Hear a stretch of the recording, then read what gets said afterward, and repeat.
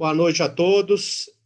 Mais uma vez, gostaria de agradecer a presença de todo mundo na live. Mais uma live que a gente vem promover aqui na Veneto, né? Hoje à noite com um convidado ilustre, eu e Marquinhos mais uma vez na live, mas hoje a gente vai tocar num assunto bem importante, que as pessoas vêm requisitando bastante informação. A gente inicia um processo aí na Câmara dos Deputados para uma reforma tributária importante. A gente não sabe o tamanho de como vai se desenrolar esse processo inteiro. E, com isso tudo, a gente convidou Fernando Moura, hoje sócio do escritório bem importante de Belo Horizonte, Sacha Calmon, parceiro da Veneto. Hoje o Fernando fez residência e pós-doutorado em Direito Tributário na UFMG, tese em tributação de lucros e dividendos, então é um assunto bem pertinente, é uma pessoa bem gabaritada para falar sobre isso, mestre e doutor em Direito Tributário pela USP, mestre em Tributação Internacional pela Universidade de Nova York, advogado, contador, professor de Direito Tributário da Universidade Milton Campos e autor do livro Reforma Tributária, Imposto de Renda Mínimo e Tributação de Lucros e Dividendos. Ou seja, eu acho que a gente trouxe a pessoa perfeita para a gente abordar esses assuntos hoje à noite, né? Hoje a gente vai ter uma série de questões, e eu separei algumas perguntas que os nossos clientes já vinham demandando há muito tempo, e vai ser hoje um bate-papo bem focado nessas questões tributárias. Então, mais uma vez, bem-vindo, Fernandinho, brigadão pela oportunidade, brigadão pela sua disponibilidade, e vamos em frente nesse bate-papo aí nessa próxima hora. Beleza, boa noite a todos. Carlos, Marquinhos, obrigado pelo convite. O prazer é todo meu. Espero conseguir responder aí à altura dos anseios aí dos clientes da Veneto, as perguntas que vamos falar. Se me apertarem demais, a conexão vai cair. Eu vou começar apertando, então, Fernandinho.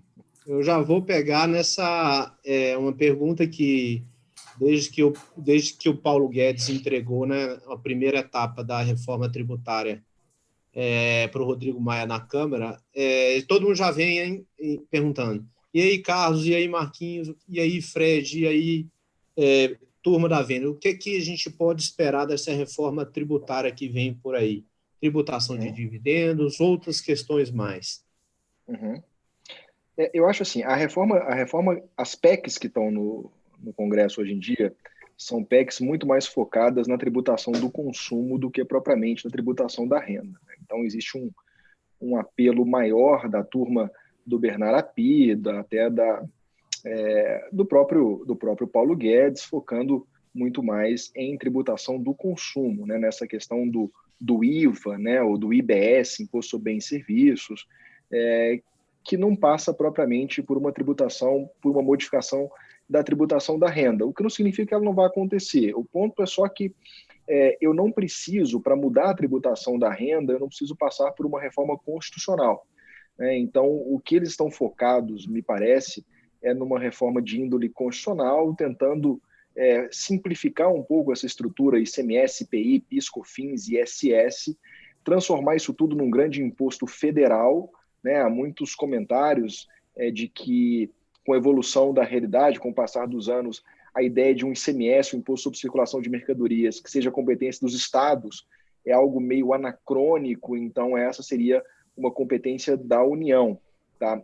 O que não necessariamente é uma notícia boa, porque o que eu estou querendo dizer é que mudanças na tributação da renda não dependem de uma mudança de natureza constitucional. Então, por exemplo, se eu quiser tributar dividendos, basta revogar uma lei ordinária, a Lei 9249 de 95, artigo 10, e está tudo resolvido sem nenhuma implicação de natureza constitucional. Então, acho que a gente tem que separar as discussões que envolvem uma reforma tributária de índole constitucional de pequenas reformas tributárias de natureza infraconstitucional. Então, eu posso mexer na tributação da renda sem precisar de mexer na Constituição. Entendi, Fernando. Uma questão sobre essa reforma que já vem à tona aí é também de elevação de carga tributária, né? Uma nova CPMF, o PIS, COFINS juntado no imposto único, você tem uma alíquota lá de 12, o Paulo Guedes já está falando em retro... O que você está achando disso tudo aí? Você acha que a gente vai ter uma elevação de carga tributária pela frente? Com certeza, assim, mantida essa proposta, com certeza. Assim, basta a gente consultar a história, tá? Antes de eu ter o PIS/COFINS não cumulativo, que é um dos regimes atuais, a gente tinha o PIS/COFINS só no regime cumulativo, tá? Qual que é a diferença, né? Antigamente, é a Lei 9.718, eu tinha uma tributação sobre uma base que era o faturamento, né? Então, basicamente, o que o Supremo decidiu é que faturamento é venda de mercadoria e prestação de serviço, e eu tributava o faturamento a 3,65 de forma cumulativa, ou seja, a cada etapa em que houvesse o faturamento, eu tinha nova incidência a 3,65. A demanda pelo PIS/COFINS não cumulativo, que veio em 2002, 2003, foi uma demanda do setor produtivo, dizendo o seguinte, olha, uma incidência em todas as etapas do processo produtivo ela é ruim. Eu preciso deslocar essa carga para o consumidor final.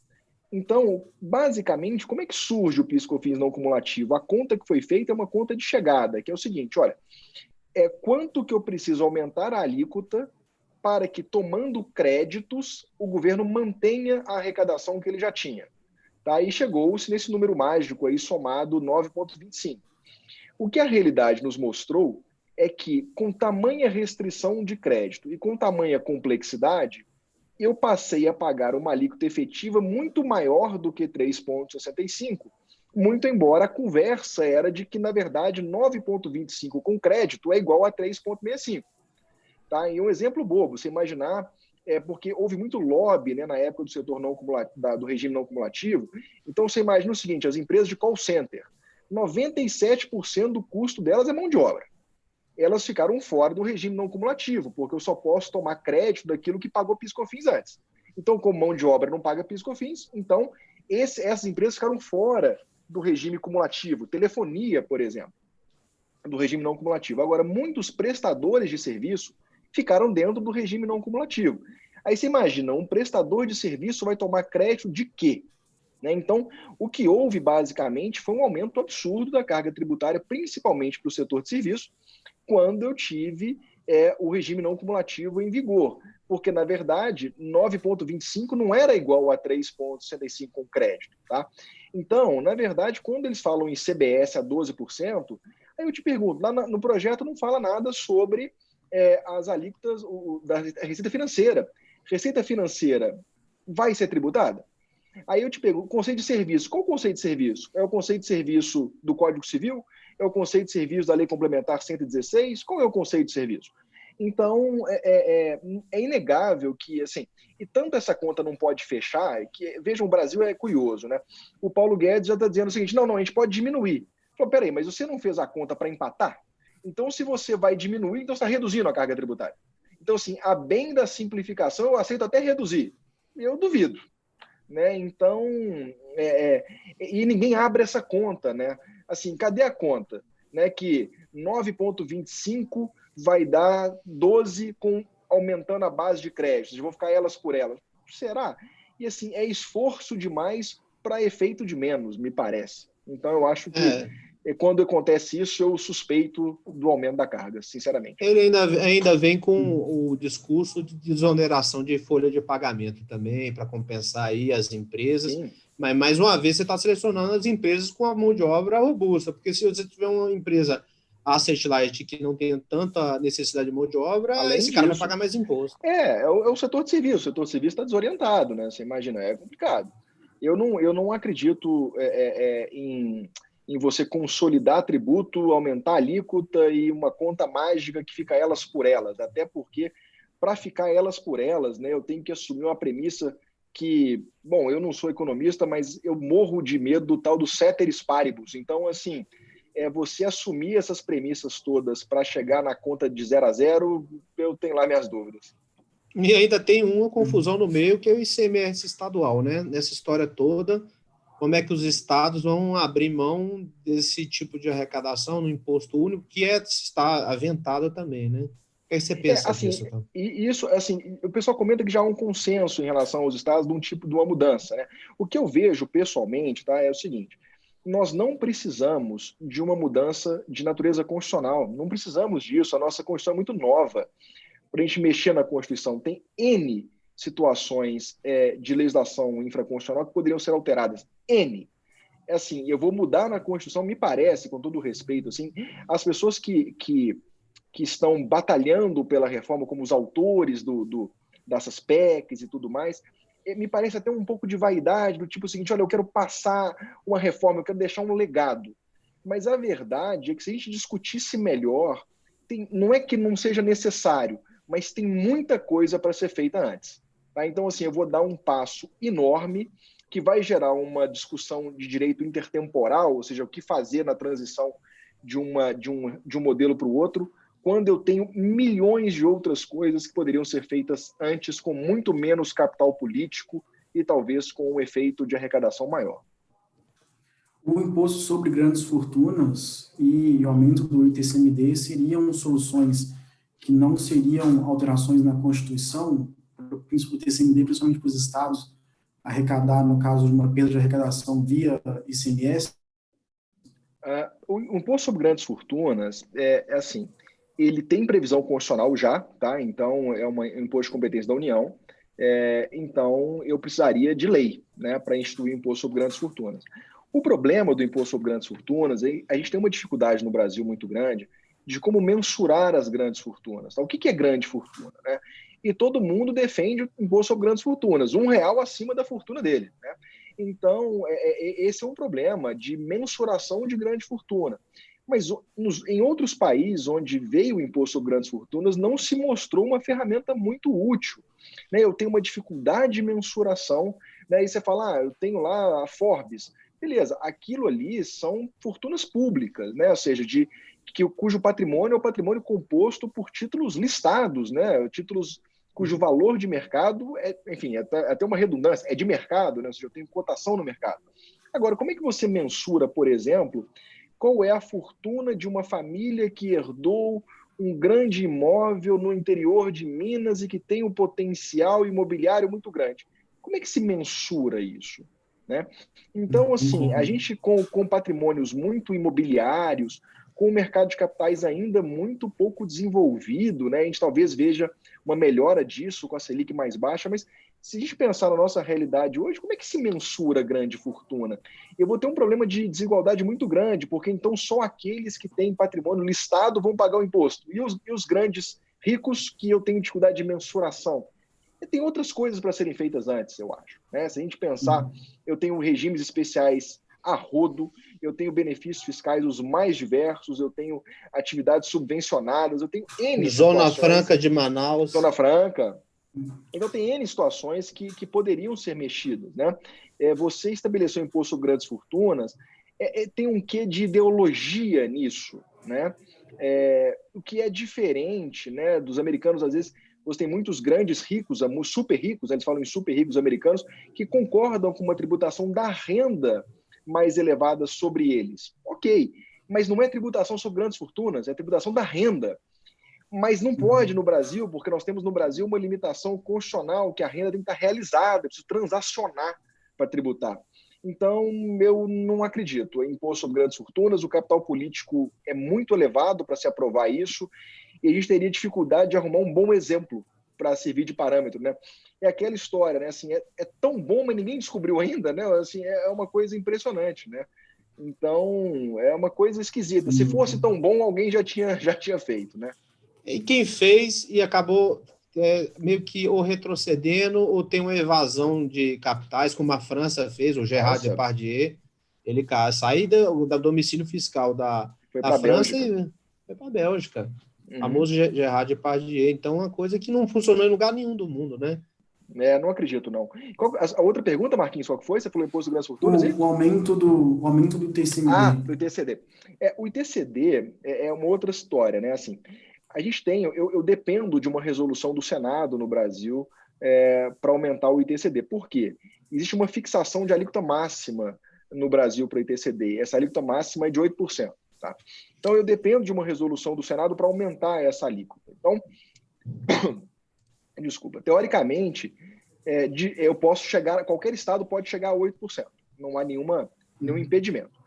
Para eu subir os 8%, eu preciso de uma resolução. Tá?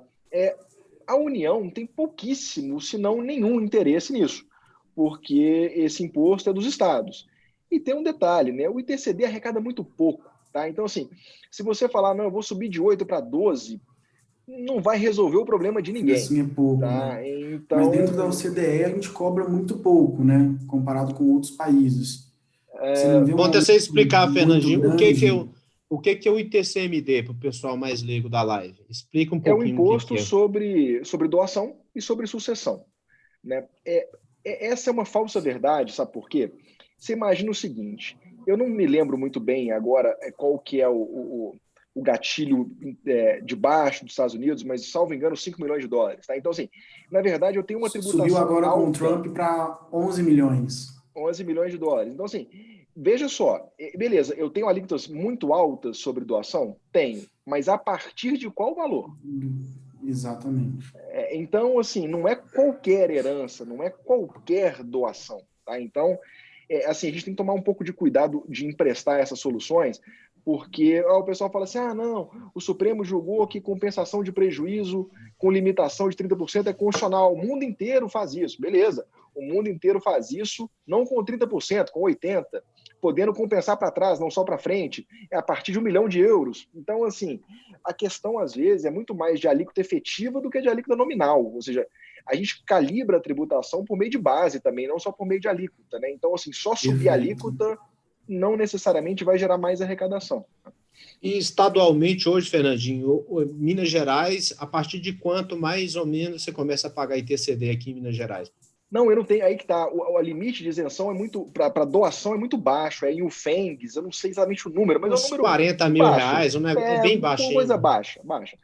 E heranças, doações eu não tenho. Então, acontece o seguinte: aumentar a alíquota, de fato, eu aumentaria a arrecadação, mas enquanto, né? Porque se você olhar para o Estado, o quanto o ITCD representa em termos de arrecadação, não é muita coisa. É insignificante. Então, eu acho que o pessoal está focado, talvez, numa solução que gere dinheiro mesmo, assim, e que não é a única, eu não acho que esteja errado, tá? Assim, a gente tem que melhorar o sistema tributário não só para gerar mais arrecadação, mas para gerar mais justiça também. Mas eu acho que no momento atual, né, o pessoal está mais preocupado com arrecadação do que com justiça, o que é ruim, né? Porque quando você foca só na arrecadação e o sistema tributário é uma fonte, né, de redistribuição de renda, inegavelmente, eu estou com um olhar meio torto sobre a situação.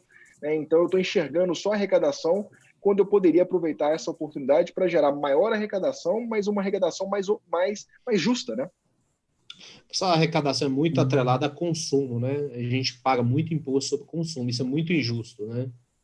Assim, mas aí eu vou só... mas só um parênteses, né? A gente, quando faz essa conta, o pessoal fala, olha, PIS e COFINS, ICMS, ISS são tributos sobre consumo. Minha opinião, PIS e COFINS é tributo sobre a renda. Incide sobre a receita. Se eu pensar que a renda, o lucro, né, é receita menos despesa, como é que eu posso ter uma tributação na linha de cima, que é a linha de receita, sobre consumo? Essa tributação, para mim, é sobre a renda. Então, a gente fala assim, o Brasil tributa muito pouco a renda. Coloca o PIS e COFINS na conta e vamos ver se a conta é a mesma. Porque nós estamos falando de 9,25 sobre faturamento, sobre receita. PIS e COFINS, para mim, eu sei que esse é um assunto polêmico, mas eu não consigo enxergar PIS e COFINS como tributo sobre o consumo. Para mim, esse é tributo sobre a renda. Tá? E se você perguntar a um americano essa distinção, ele vai te responder o seguinte, a pergunta não tem objeto. Todos os tributos são sobre a renda, ou é sobre a renda poupada, ou é sobre a renda consumida, ou é sobre a renda adquirida. Então, não sei, essas divisões, assim, elas têm uma carga valorativa muito axiológica muito grande, mas na prática você pensa o seguinte, os impostos sobre o consumo repercutem no preço. Todos os impostos repercutem no preço. Porque se eu não conseguir levar o custo do tributo para o preço, eu não vou ter margem. Né? Então, eu dizer que o imposto de renda não repercute no preço não é propriamente verdade. Ele pode não repercutir juridicamente, porque eu não vejo na nota. Mas se não repercutir economicamente, tem alguma coisa de errado. Sim. Uma pergunta, já voltando mais para o nosso mundo aqui, Fernandinho, assim, no dia a dia nosso, a gente acaba tendo muito uma recorrência nessa próxima questão. muita gente, principalmente aqui no Brasil, tem uma cultura muito de investir em imóvel. Então, a gente vê muita gente formando aquela carteira de imóvel ou de renda para morar, e volta e meia a gente escuta as questões.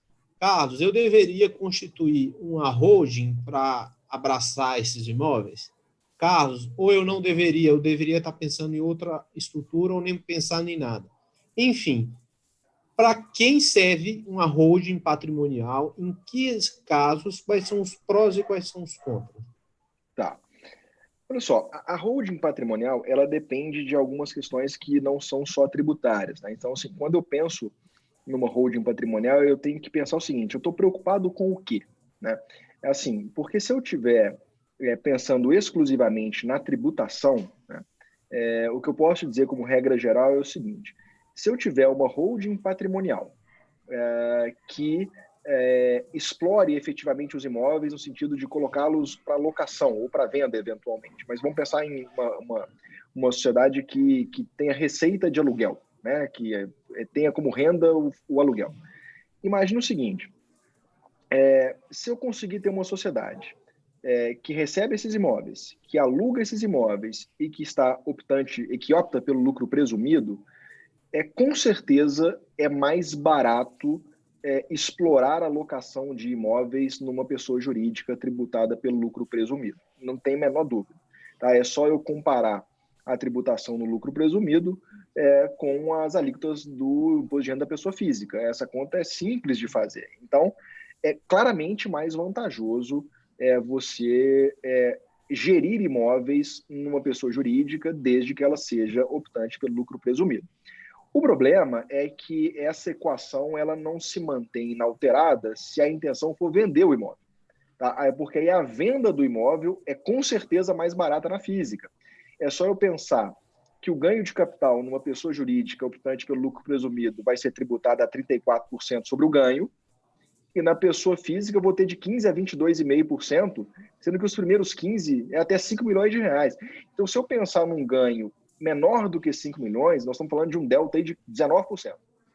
Tá? Então, é por isso que é comum você ver estruturas em que eu levo os imóveis para a pessoa jurídica para explorar a locação e na hora de vender eu devolvo para a física, tá? Que é objeto de uma polêmica sem fim na jurisprudência administrativa, que é a Receita Federal questionando essas reduções de capital para os imóveis voltarem para as físicas. Mas é uma estrutura comum. Tá? Eu jogo para a jurídica, reduzo para a física na hora de vender, mas exploro na jurídica.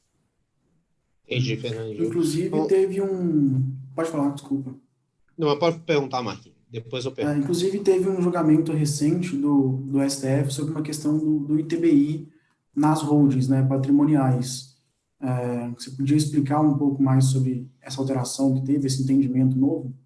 Tá, assim, na verdade, esse é um caso que foi julgado na semana passada, né, tem exatamente uma semana. Os acórdãos não estão, os votos, né, não estão todos disponíveis ainda, mas basicamente o que foi decidido é uma situação bem específica, tá? Imagina o seguinte: eu vou integralizar o capital social de uma sociedade por R$200, tá? Mas eu entrego um imóvel que vale 400, tá? Para não ficar dobrado, 300, tá? Então é o seguinte: eu estou subscrevendo 200 e integralizando 300, porque o imóvel na minha declaração está por 300. O que o Supremo decidiu é o seguinte: essa diferença ela não é mais imune. Por quê? Porque o voto do ministro Alexandre de Moraes, ele lê a regra constitucional da imunidade dizendo o seguinte: olha, a imunidade é para realização do capital. Aquilo que você leva para além do capital não é mais imune. Então, eu tenho agora uma cobrança de TBI validada pelo Supremo Tribunal Federal quando o valor integralizado for maior do que o valor subscrito. Tá? É uma leitura um tanto quanto literal, tá? Porque quando eu faço uma integralização com ágio, né? Uma subscrição com a integralização com ágio, né? Assim, a reserva de ágio é uma reserva de capital, né? Então isso não deixa propriamente de ser capital.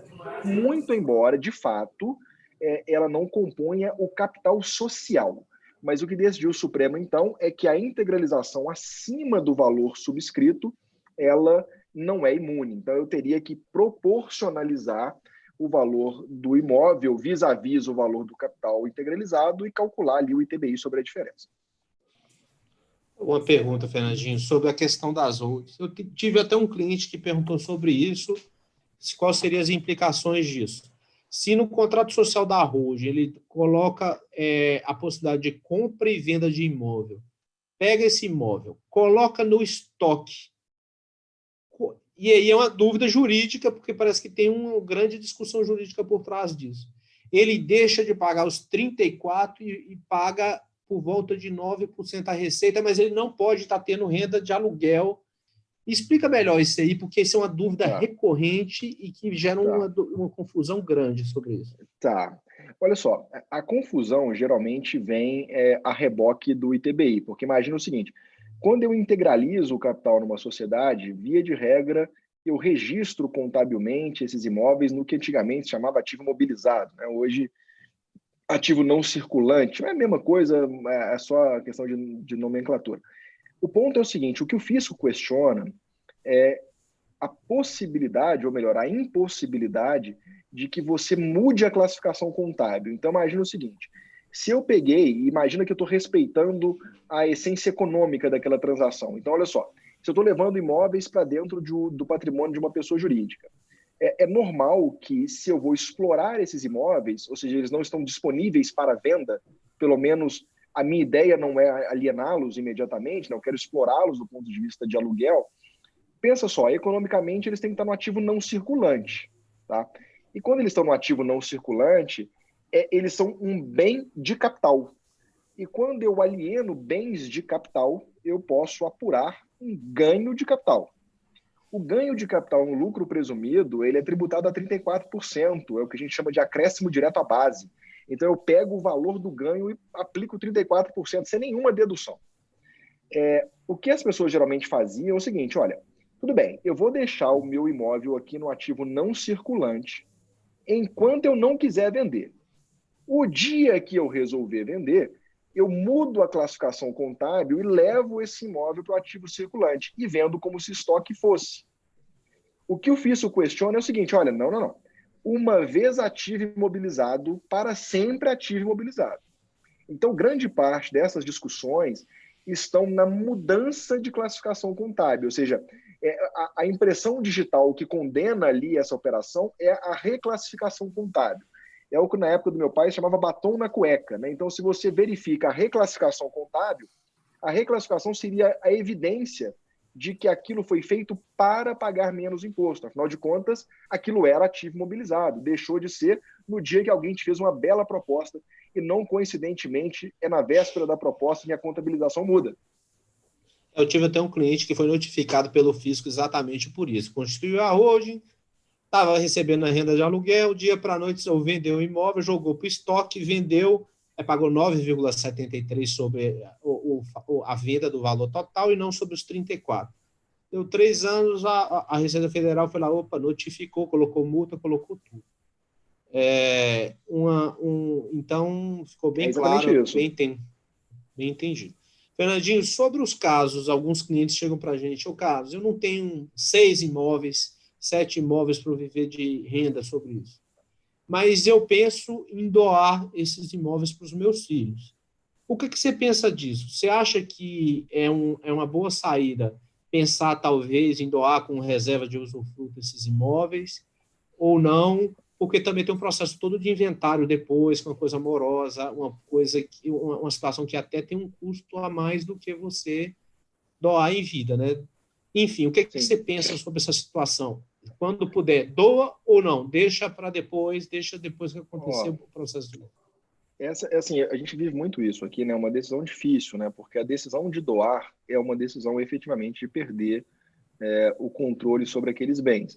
Mesmo quando você faz uma doação com reserva de usufruto, você ter a reserva do usufruto não é propriamente ser proprietário, né? Então, assim, inclusive juridicamente até tem a distinção entre no proprietário, né? Que é aquele que deixou de ser o proprietário na sua integralidade, e tem a figura do usufrutuário. A vantagem da doação, né, da transmissão de patrimônio a título gratuito, não é propriamente a minha área, mas assim, a vantagem é que você pode gravar os bens doados com algumas cláusulas, né, que só são permitidas quando a transferência se dá a título gratuito, né? Então, quando eu faço uma doação, eu posso gravar com uma cláusula de inalienabilidade, de impenhorabilidade. Então, assim, eu consigo restringir o poder do donatário sobre aquele ativo, e eu só posso fazer isso quando a transmissão se dá a título gratuito, né? Então, esse é um ponto. O segundo ponto é que, de fato, se nós pensarmos num possível aumento de alíquota, uma doação em vida, ela congelaria, vamos dizer assim, né? Eu pagaria aquela alíquota, eu estaria imune, entre aspas, à eventual alteração de alíquota. Mas a questão da doação é sempre bom ter alguém de família ou que consiga assessorar, né? Family office mesmo, né? Porque a gente tem uma vedação no Código Civil Brasileiro que diz basicamente o seguinte: não se pode discutir herança de pessoa viva, né? Então a gente tem que tomar muito cuidado quando se planeja uma espécie de sucessão em vida, porque a rigor eu não posso discutir herança de pessoa viva. 100% entendido. É uma questão até bem difícil, né? Mas 100% entendido. Entrando um pouco nessa questão também de sucessão, né, a gente vê que alguns estados estão cobrando já o ITCD sobre previdência, né? Antes existia um entendimento de que não se cobrava, alguns já começaram a cobrar. Você acha que isso vai virar uma tendência, vai se ampliar para outros estados, ou não vai permanecer como está? Qual que é o entendimento que você tem dessa história? Marquinhos, eu não, assim, isso é meio futurologia, sabe?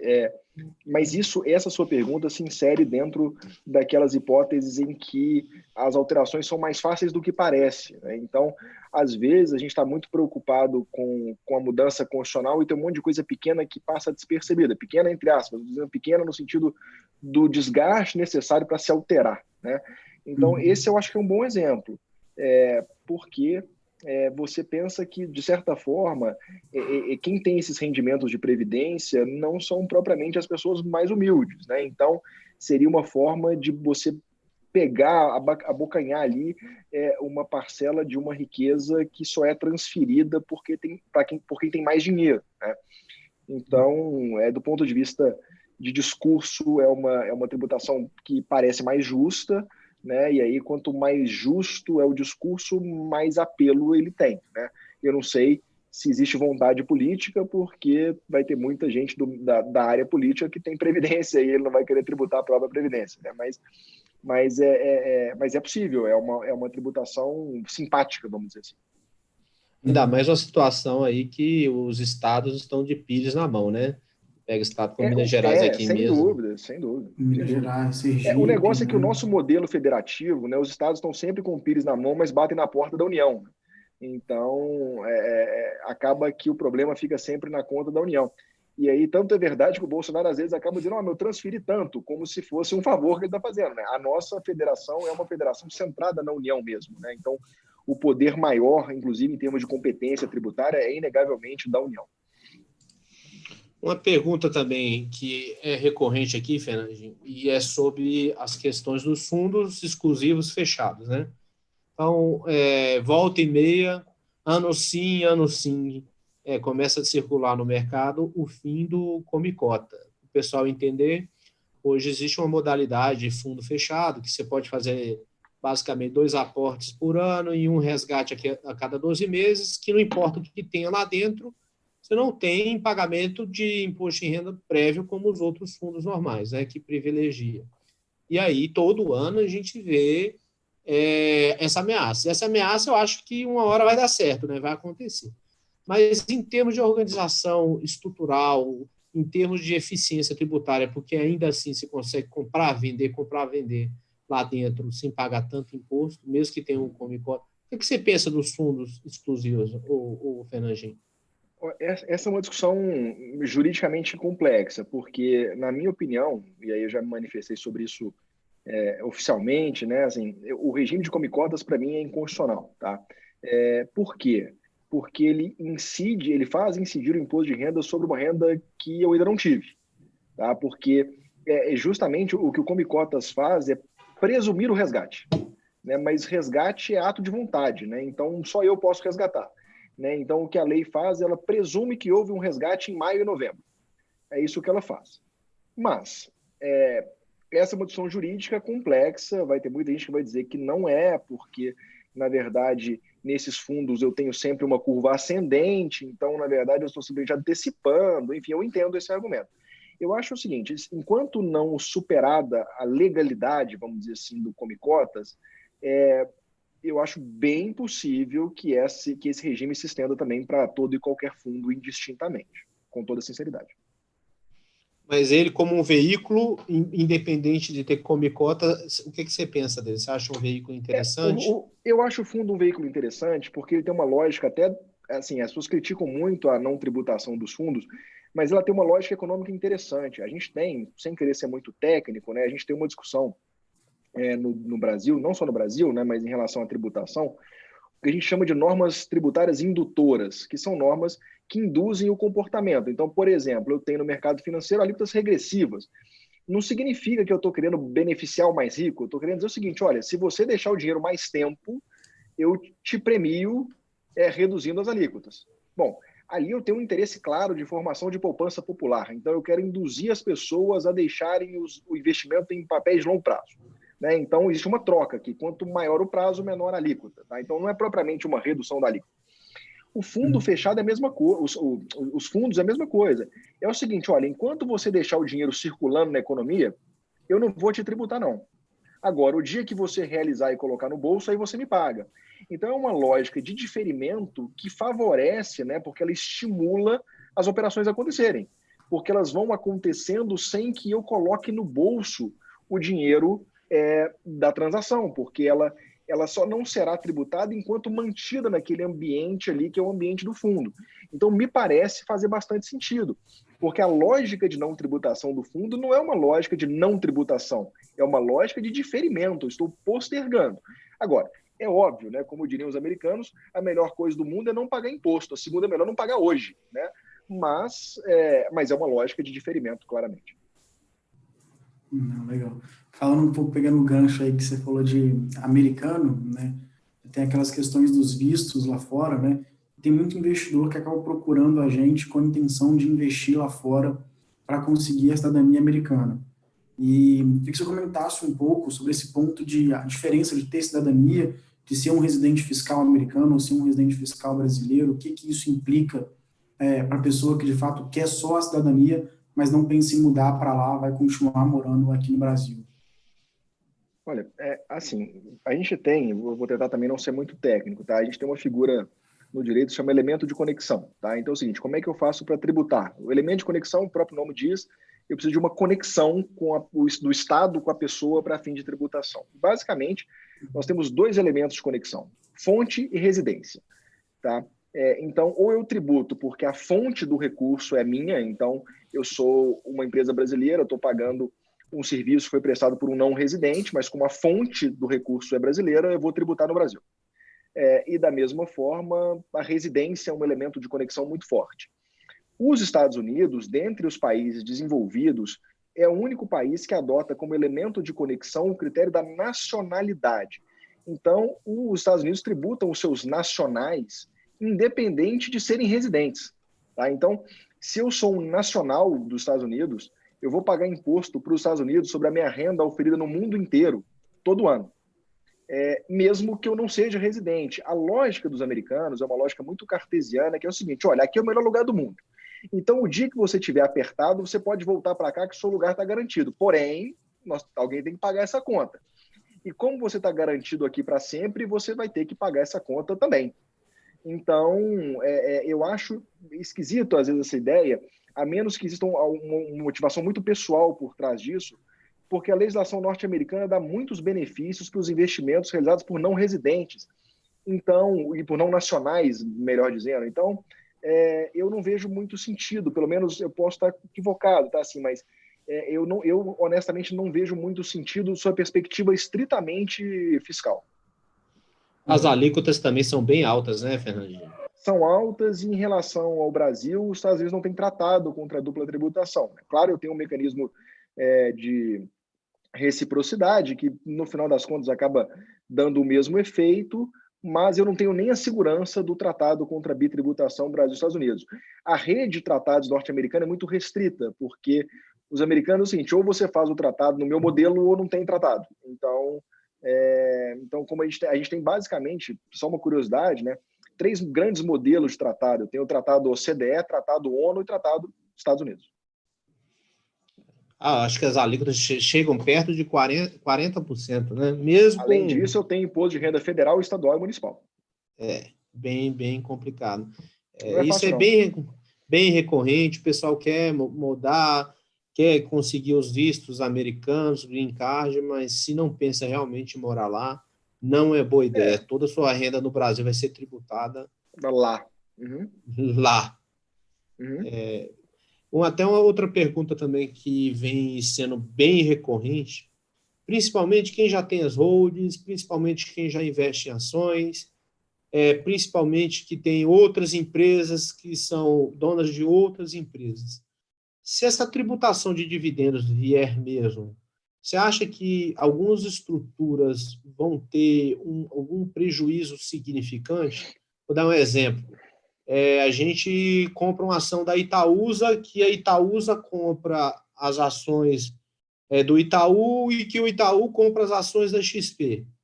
E aí a gente teria um processo de pagamento desses dividendos em cascata. O que você pensa disso? E sobre fundos imobiliários também, que é bem recorrente, porque eles pagam muito dividendo, né? Tá. Olha, esse assunto ele é mais complexo do que a gente imagina. Assim, se a gente só revogar a regra do artigo 10, que é a regra que pressupõe a isenção, tá, dos dividendos, essas estruturas elas se tornam inviáveis. Basicamente é isso. Tá? Por isso, eu assim, mas as pessoas comentam que no mundo inteiro se tributa dividendo. Não é verdade. Tá? Então, para começar, a gente tem que saber o seguinte, o que é dividendo? Se você perguntar para um americano o que é dividendo, dividendo é a Apple pagando dividendo para o seu acionista. Não é o escritório de advocacia pagando para o advogado, a empresa do médico pagando para o médico. Isso para eles não é dividendo. Tá? Então, a lógica, e aí eu vou precisar, respondendo a sua pergunta de forma mais objetiva, eu vou precisar de mecanismos para corrigir esse efeito, como eu tenho, por exemplo, no Brasil, a não tributação da equivalência patrimonial. Porque se eu tivesse a tributação da equivalência patrimonial e eu tivesse uma alíquota de 10% e 10 holdings sobrepostas, quando chegasse lá em cima, você vai ter tributo, não vai ter dinheiro mais não. Então, a gente tem nos Estados Unidos, por exemplo, uma figura chamada DRD, que é o Dividend Received Deduction, que é quanto maior o vínculo entre quem paga e quem recebe do ponto de vista societário, maior a dedução. E essa dedução chega a 100%, que é um mecanismo de neutralizar, porque se não houvesse esse mecanismo, a estrutura fica inviável, absolutamente inviável do ponto de vista econômico, inviável. E aí, mas diretamente, por exemplo, fundo imobiliário. O fundo imobiliário oferiu o ganho dele, as rendas de aluguéis, tirou o custo da administração, foi lá e pagar. Isso você acha que realmente não vai ter como fugir tanto ou não? Você acha que possa ter algum nível de exceção? Olha, a discussão que está acontecendo no mundo todo não é propriamente a discussão que a gente vê aqui no Brasil na imprensa. Tá? Se a gente quiser pegar um exemplo de um país parecido com o nosso e que efetivou a discussão tal como ela acontece mundo afora, talvez o melhor exemplo seja a Argentina. Tá? A lógica da tributação do dividendo não é a lógica de aumentar a base de tributação. A lógica é modificar quem paga. Tá? E a ideia do modificar quem paga é o seguinte, a lógica mundial hoje é o seguinte, as pessoas físicas estão muito mais vinculadas ao território do que as pessoas jurídicas. Tá? Então, assim, se aumentar a sua tributação, você não muda para os Estados Unidos, você não muda para... aumentou a tributação, vou pegar minhas coisas, vamos embora. Assim, não é propriamente assim que funciona. Então, a lógica é a tributação da pessoa física ou as pessoas físicas representam uma base de tributação menos móvel. Então, a lógica é reduzir a tributação da pessoa jurídica e deslocar essa tributação para a física. Bom, eu posso aumentar a arrecadação? Talvez. Mas a lógica que não é propriamente essa, é uma lógica de modificação da base de arrecadação, é sobre quem vai incidir.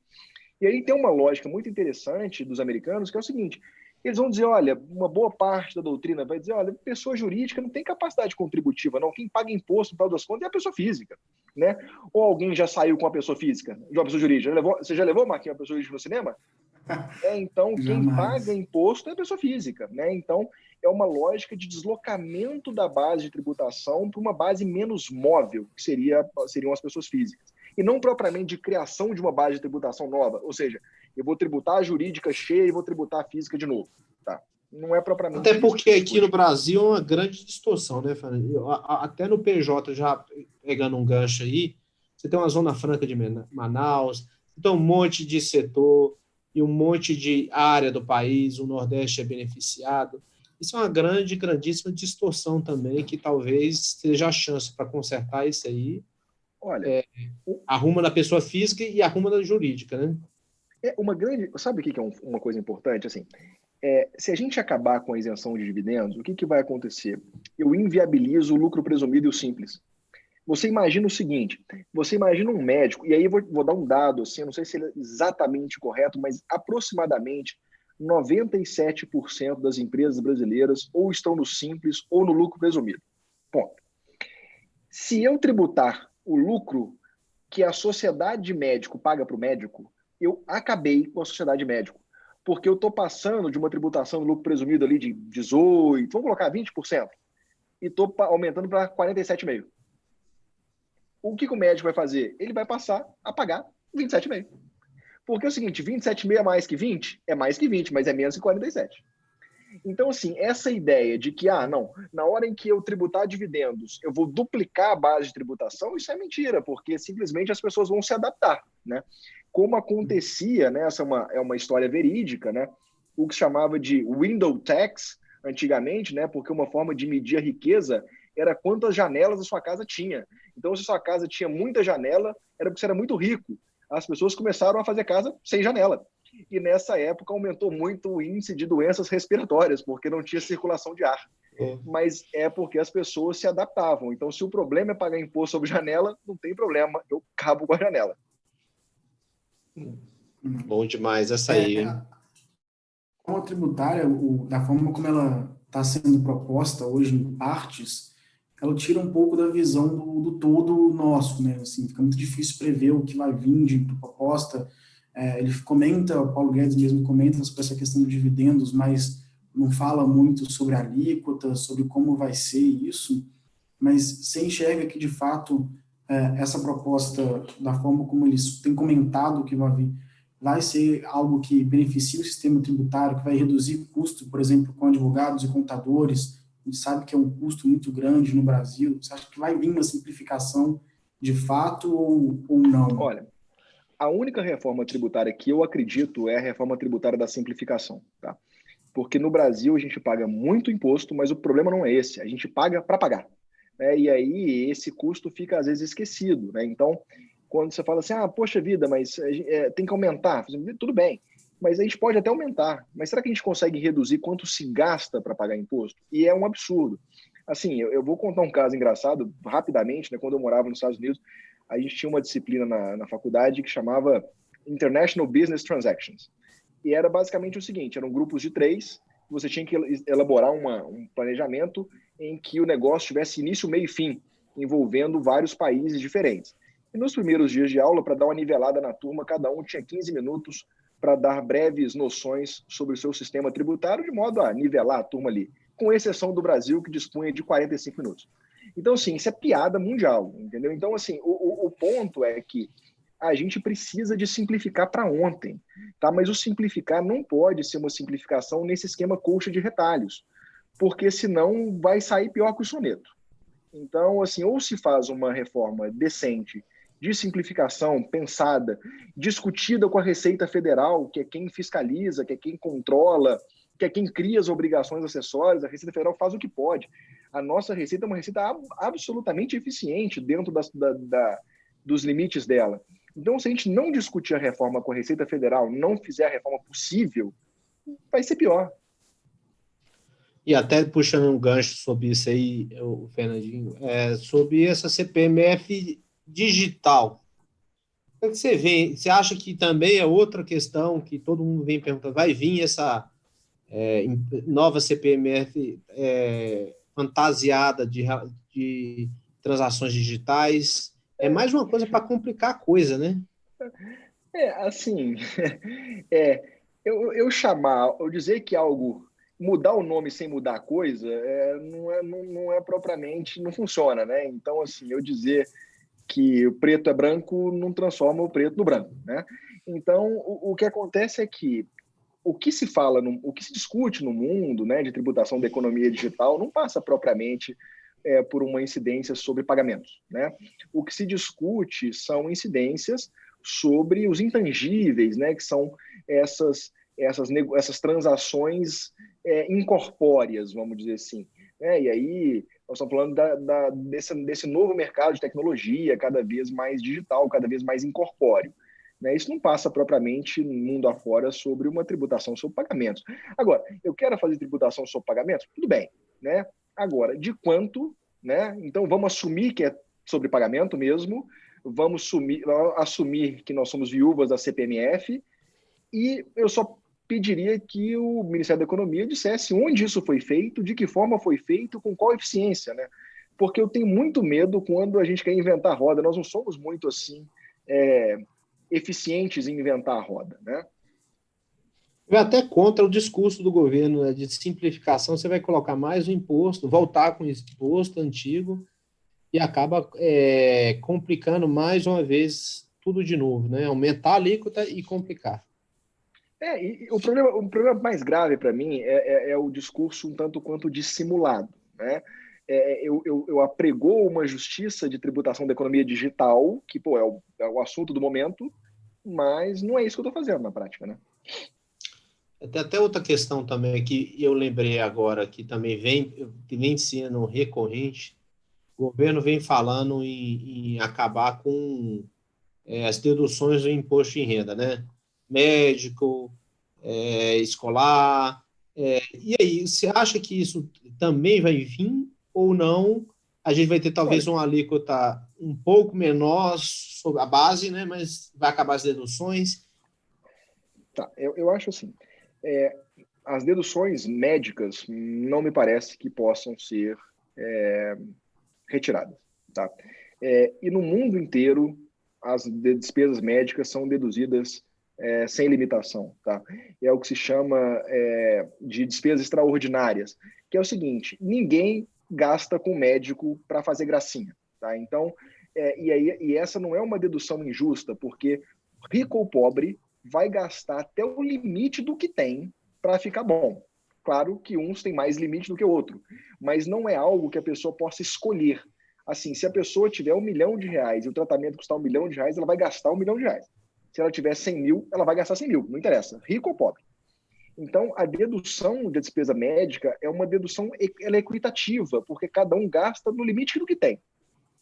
Agora, a despesa com educação, eu pessoalmente não vejo nenhuma limitação constitucional para que ela seja retirada. Eu não vejo.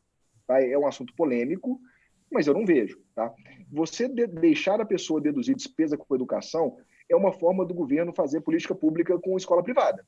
Tá? Então, seria como você falar o seguinte: olha, se todo mundo tivesse vaga na escola pública, não precisava ter dedução de escola privada. Ah, mas eu quero usar na escola privada. Fique à vontade, não tem problema nenhum. Só que não divide essa conta com a sociedade, não. Né? Então, eu não vejo nenhum problema. Eu acho que ela é antipática, tá? Impopular, mas né? eu não vejo problema, assim, no sentido legal. Da despesa médica, sim. Da despesa com educação, não vejo mesmo. Agora, tem outros tipos de deduções que existe a chance de ser dissolvido também, né? Alguns outros, além de médica e de educação, né? O governo tem, assim, em relação à dedução de despesa da pessoa física, o governo tem uma certa liberdade para fazer isso, sim, tá? Eu só deixaria de fora a despesa médica. Todas as demais, o legislador tem uma certa autonomia para jogar com esse número. Porque é aquilo que eu falei para o Marquinhos no começo ali. Você calibra a tributação da pessoa física, não é só por meio de alíquota, não. Quando eu mexo na base, eu também consigo aumentar ou reduzir a arrecadação. Né? Então, eu não aumento o imposto de renda só aumentando a alíquota. Quando eu diminuo a dedução, eu estou aumentando a base. Então, aumentando a base, se eu mantiver a alíquota, eu estou aumentando a arrecadação. Pensando nessa questão de aumento de arrecadação, você acha que hoje a gente está próximo do limite do que o contribuinte consegue pagar? Você acha que dá para espremer um pouco mais Porque apesar do governo falar que não tem aumento de alíquota, que ele não quer aumentar a alíquota, igual você comentou, acho que a verdade não é bem isso. Né? Você acha que tem como espremer o contribuinte ainda?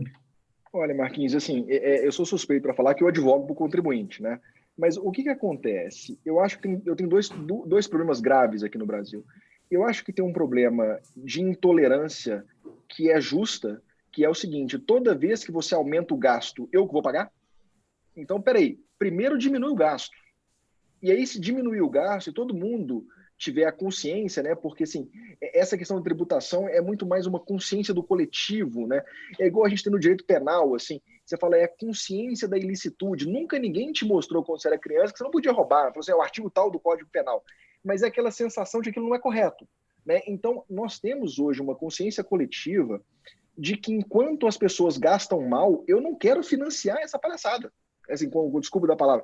Então, assim, eu acho que tem uma limitação desse ponto. É uma intolerância social. Eu não admito isso mais. Tá? Então é o seguinte, olha, você quer aumentar a arrecadação? Eu concordo. Mas precisa aumentar a arrecadação? Porque se você diminuir o gasto, o quanto você arrecada, sobra mais. Então nós estamos preocupados o seguinte, nós estamos preocupados com quanto sobra ou com quanto entra. Porque se for quanto sobra, vamos diminuir o gasto. Esse eu acho que é o primeiro ponto. E o segundo ponto é, vamos pegar um exemplo do nosso dia a dia. Eu vejo isso, talvez por mexer com isso no dia a dia, toda vez que eu vou num restaurante caro aqui em Belo Horizonte, eu fico nervoso, porque eu acho que eu estou pagando caro, o dono do restaurante acha que ele está cobrando barato e ele não está ganhando dinheiro. Então, assim, tem alguma coisa errada. Porque se eu acho que estou pagando caro, e nós estamos pagando caro, e mesmo assim o dono do restaurante não está ganhando dinheiro, tem alguma coisa que está errada.